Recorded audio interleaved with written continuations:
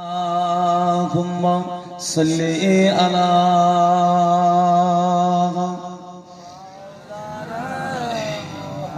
وعلى آله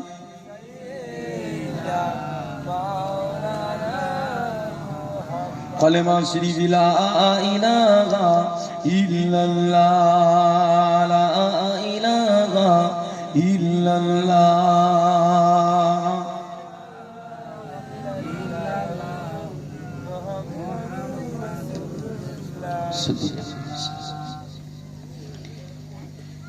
أعوذ بالله من الشيطان الرجيم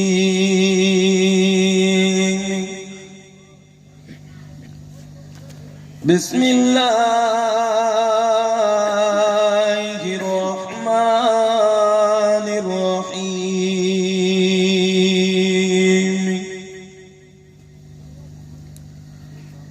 الحمد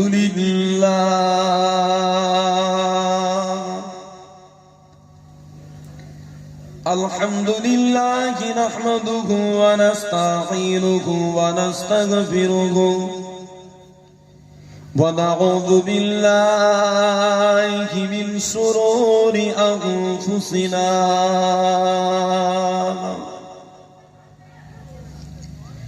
ومن سيئات أعمالنا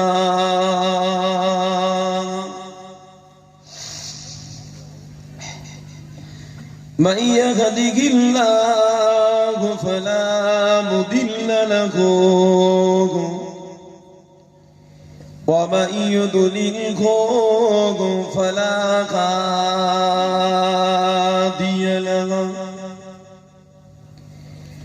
وقال الله تعالى في كلامه المجيد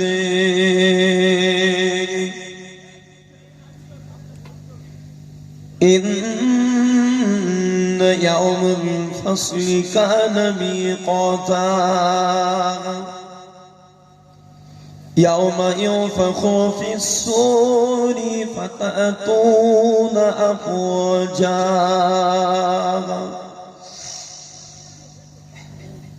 وفتحت السماء فكانت أبوابا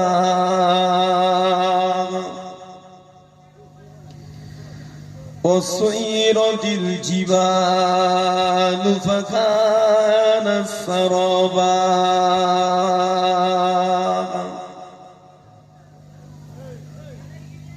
صدق الله العظيم. وقال النبي صلى الله عليه وسلم إن هذا الأمر بدأ نبوة ورحمة ثم يكون خلافة ورحمة ثم ملكا عضوضا ثم كائن جبريا وعطوا وفسادا في الأرض يستحلون الحرير والفروج والخمور يرزقون على ذلك. أما بعد فيا أيها الحاذرون رحمنا ورحمكم الله قل إن كنتم تحبون الله فاتبعوني يحببكم الله ويغفر لكم ذنوبكم الله غفور رحيم. يا أيها الذين آمنوا صلوا عليه وسلموا تسليما. اللهم صل على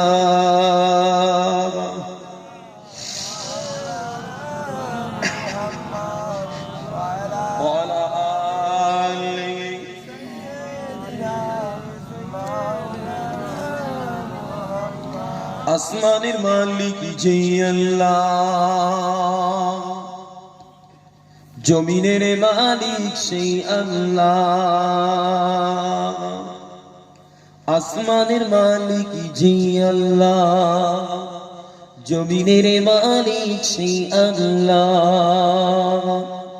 হায়াতের মালিক যে আল্লাহ, মৌতের মালিক সেই আল্লাহ। বলো না ইলাহা ইল্লাল্লাহ, লা ইলাহা ইল্লাল্লাহ,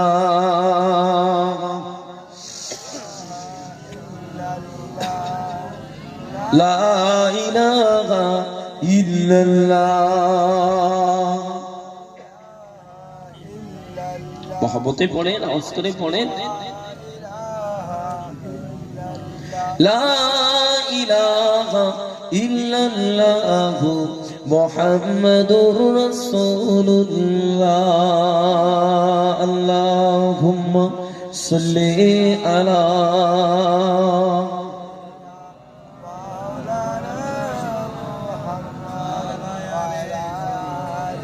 ওয়া আলা আলিহি।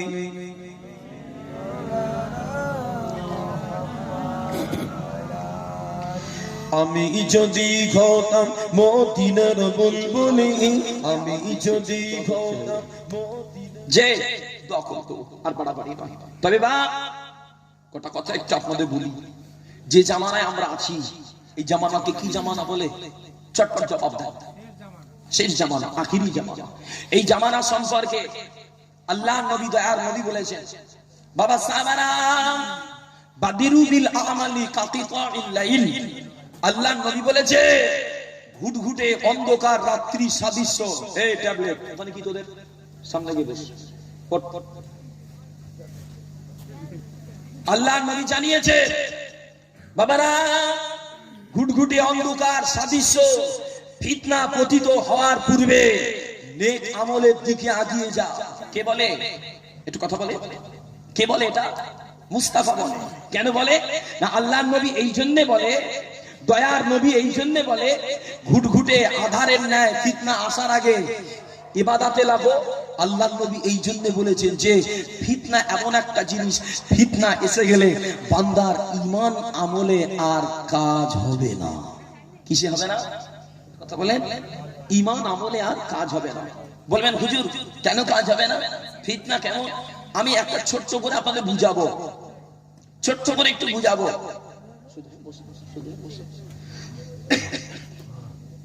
বাপ মনে করেন আপনার ঘরে একটা বেটি আছে, আল্লাহর রহমত আপনার বেটিটাকে আল্লাহ রূপবতী করেছে। কি করেছে বলো?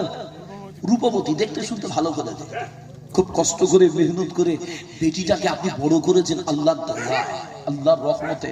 বা আপনি গরিব মানুষ, আপনি গরিব, তবে আপনি নামাজ পড়েন, আপনি কোরআন পড়েন, আপনি গরিব হলেও দুবেলা দুমুঠো হালাল খান।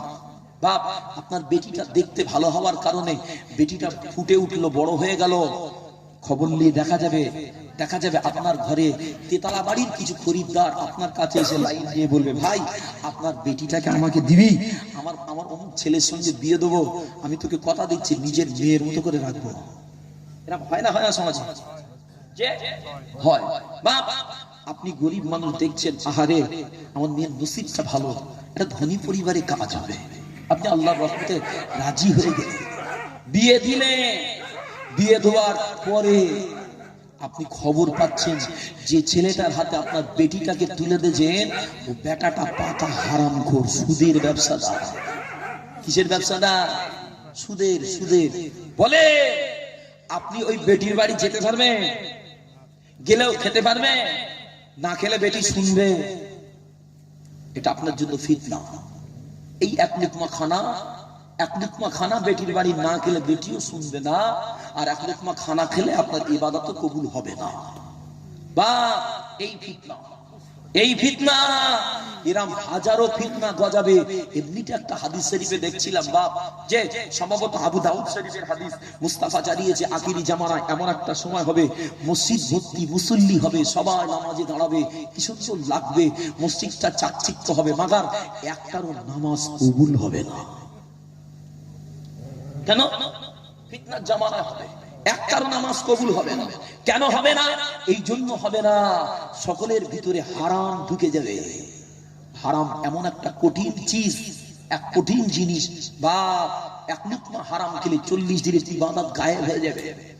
আমরা যে আকাবিরদের ঘরে মানি, আমরা যাদের ঘরে উলিল আমর মেনেছি, ওই বসিরাট আল্লামা হুজুরের ফতোয়া আমিনিয়াতে উল্লেখ করা আছে। বলেন বসিরাট আল্লামা হুজুরের কথাকে ফেলে দেওয়ার মতো? বাবাজি, ফিতনার জামানা।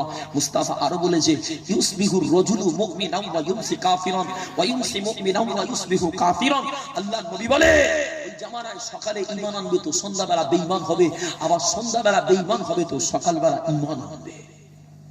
বাপ একটু দুটো মিনিট লি, যেহেতু আমি যে ওয়াকিয়াটা বলছিলাম, যেহেতু হাদিসের ওয়াকিয়া, যদিও হাদিসের কওল মুস্তাফা জানিয়েছে, আমি ওয়াকিয়া আকারে এই জন্যই বললাম যে জামানায় আমরা উপস্থিত আছি, এই জামানায় মুস্তাফার অনেক কওল বাস্তবে রূপ নিয়েছে।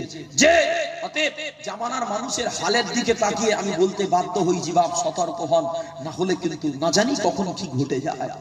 মুস্তাফা নিজে সাহাবাদের জানিয়েছে, তামাম নবীরা তাদের উম্মতদের জানিয়েছে, আমিও এই জন্য আপনাদের একটু জানালাম। বাপ আরেকটা হাদিসের রিওয়ায়াত আমি একটু আলোচনা করব বাপ, ছোট্ট করে 2 মিনিট সময়। বাবাজিরা, একদিন আল্লাহর নবী, দয়ার নবী, প্যারা নবী আমার, আল্লাহর মালাইকা জিবরাইল আলাইহিস সালাম কি বলেছিলেন, এ মালাইকা জিবরাইল, এ মালাইকা জিবরাইল, আমার ওফাতের পরে দুনিয়ার জমিনে তুমি কতবার আসবে? কতবার আসবে? ও আমার ভাইজানেরা, ও যুবকেরা, ও আল্লাহর নবীর দিওয়ানারা, আল্লাহর নবী, দয়ার নবী, প্যারা নবী আমার, আল্লাহর নবীকে লক্ষ্য করে জিবরাইল আলাইহিস সালাম বলেছিলেন, ও আল্লাহর নবী, ও আল্লাহর নবী, আপনার ওফাতের পরে আমি দুনিয়ার জমিনে 10টা বার আসবো হুজুর, আমি 10টা বার কদম রাখবো হুজুর, তবে প্রতিটা বারে একটা করে নিয়ামত তুলে নিয়ে যাব, যেমন বরকত তুলে নিয়ে যাব, ইবাদতের মজাটা তুলে নিয়ে যাব, ন্যায় বিচার তুলে নিয়ে যাব, পরস্পরের ভালোবাসা তুলে নিয়ে যাব, লজ্জা শরম তুলে নিয়ে যাব, ধনীদের সৎ সাহস তুলে নিয়ে যাব, কারীদের সিনা থেকে আল্লাহর কোরআন তুলে নেব হুজুর। ও আমার ভাইজানেরা, ও আল্লাহর নবীর দিওয়ানারা, আল্লাহর মালাইকা হযরত জিবরাইল আলাইহিস সালাম এইভাবে 10টা আলামতের কথা বলে, 10টা নিয়ামত তুলে নেওয়ার কথা বলে আল্লাহর নবীকে বলেছিলেন, ও আল্লাহর নবী, ও আল্লাহর নবী, এই নিয়ামতগুলো যখন তুলে নেব, এরপরে আল্লাহর ওয়াদার হবে, আল্লাহর ওয়াদার হবে, ইসরাফিল আলাইহিস সালাম কিয়ামতের জন্য সিংহায় ফুৎকার দেবে হুজুর। যে 10টা আলামত হুজুর আমি 10 বারে নিয়ে যাব, যখন 10টা আলামত উঠেই যাবে তখন কিন্তু বাঁশিতে ফুক পড়ে যাবে, কিয়ামত হবে। বাপ বিল এলান জিবরাইল কি বলেছেন আলাইহিস সালাম, হুজুর কি বলেছেন? বরকত তুলে নিয়ে যাব। সমাজে বরকত আছে? যে আগেকার সময় ইসালের সবে মুরব্বীদের মুখে শোনা যে শত শত মানুষ ইসালের সবে হতো, ইগ্রাম সিগ্রাম থেকে দৌড়ে দৌড়ে আসতো, খুব কষ্ট সৃষ্ট করে 1 হাত হাড়ি বিরিয়ানি হতো, স্টেজ থেকে হুজুর নেমে তাবারুকান হতো, স্টেজ থেকে হুজুর নেমে বরকতের দোয়া বলে ফুক দিত, 1 হাড়ি বিরিয়ানি, যে হুজুরের ফুকের ওসিলায় সারা মানুষ সব তাবারুকান পাওয়ার পরেও বেশি থাকতো না। যে আজকে সময় বর্তমানে আমার মতো হুজুরকে দেখে যদি বলেন হুজুর একটু ফুদান দিন, আমি ফুদিলে আর বরকত হবে? কথা বলে না, বরং বরকত আর হবে?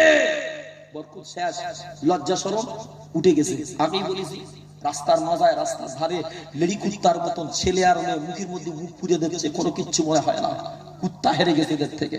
বাপ একে অপরের প্রতি ভালোবাসা তুলে নেবো, ভাই ভাইয়ের প্রতি হিংসা বিদ্বেষ, পাড়ার মানুষ পাড়ার মানুষের প্রতি হিংসা বিদ্বেষ, বাপ ছুরি কাটাকাটি দাঙ্গা লেগেই আছে, পরিবার পরিবারে মিল নেই, উঠে গেছে ওটাও। বাপ ন্যায় বিচার তুলে নেবেন, ওটা উঠে গেছে। ধনীদের সৎ সাহস তুলে নেব, কে বলেছে? আল্লাহর নবীকে জিবরাইল আলাইহিস সালাম শোনাচ্ছে, ধনীদের সৎ সাহস তুলে নেব। বাস্তব মিলিয়ে নেন, দেশে সমাজে জাহেল মূর্খ ব্যক্তিরা নেতৃত্ব দেওয়ার কারণে আদি পুরাতন আবিত্তওয়ালা ধনী ব্যক্তিগুলো সম্মানের ভয়ে আর কথা বলে না। বলো, সম্মানের ভয়ে পুরাতন যারা ধনী আবিত্তওয়ালা সম্মান প্রাপ্ত ব্যক্তিগুলো তারা আজকে আর কথা বলে না। মুস্তাফার কওল মিল নিচ্ছে। বাপ আমি বেশি ডিসকাস করব না, আরেকটা কথা বলি। মুস্তাফা বলেছে, জিবরাইল আলাইহিস সালাম বলেছে, কারীদের সিনা থেকে এক কথায় কোরআনটা তুলে নিয়ে যাবে। কি তুলে নিয়ে যাবে? কোরআন। যদিও কোরআন এখনো ওঠেনি, তারপরেও যে কোরআন ওঠার মতো ভাব এসে গেছে। যদি বলেন কেন, আমার সমাজে দেখেন, আপনার এখানে হয় কি বলতে পারবো না, তবে বর্তমানে অহরহ পাওয়া যাবে কত হাফেজে কোরআন ছেলে পাগড়ি মাথায় পেয়ে, হুজুরদের হাতে পাগড়ি পাওয়া ছেলে বাড়ি এসে প্যান্ট শার্ট পরে কানে ওয়াকম্যান দিয়ে যে পরিমাণে নোংরামি করছে, বা আমার মনে হয় ওদের কলিজায় কোরআন আছে। কথা বলেন, ওদের কলিজায় কোরআন আছে, অথচ কত আম মানুষ কোরআন শিখার জন্য তারা তড়পায়। ইমাম সাহেব হুজুরদের কাছে শিখান ভাই, একটু বললে দাও না ভাই, ওরা শিখে কদর করতে পারে না। মুস্তাফাতেই বলেছে, বাবারা কেউ যেন না বলে যে আমি কোরআনের ওই আয়াতটা ভুলে গেছি, কোরআনের ওই আয়াতটা সূরাটা ভুলে গেছি। মুস্তাফা বলে, এটা যেন কেউ না বলে। কেউ কোরআন ভোলে না, আমার আল্লাহ তাকে কোরআন ভুলিয়ে দেয়। কেন? কোরআন এমন এক বাণী, কোরআনের কদর করতে পারলে কোরআন কলিজায় থাকবে, কোরআনের কদর না করতে পারলে ওই কলিজায় কোরআন থাকবে না। বাপ শেষ কথা বলি, আল্লাহর নবী এটাও বলেছে, ইয়াবিউ দীনাহু বিআরাদিম মিনাদ দুনিয়া, তারা দুনিয়ার সামান্য অর্থের বিনিময় নিজের ঈমান আমলকে বিক্রি করে দেবে। দিচ্ছে না, দেয় না? মুসলমানের ছেলে বাস্তব বললে চড় খেতে হয়। তবুও বলি, আমার সমাজে দেখেন কিছু ভাই এমন আছে, অর্থের লোভে গদির লোভে পুজোর মণ্ডপে গিয়ে ফিতে কাটছে, কেউ বা ঘন্টা ধরে মুসলমানের ছেলে পুজো দিচ্ছে।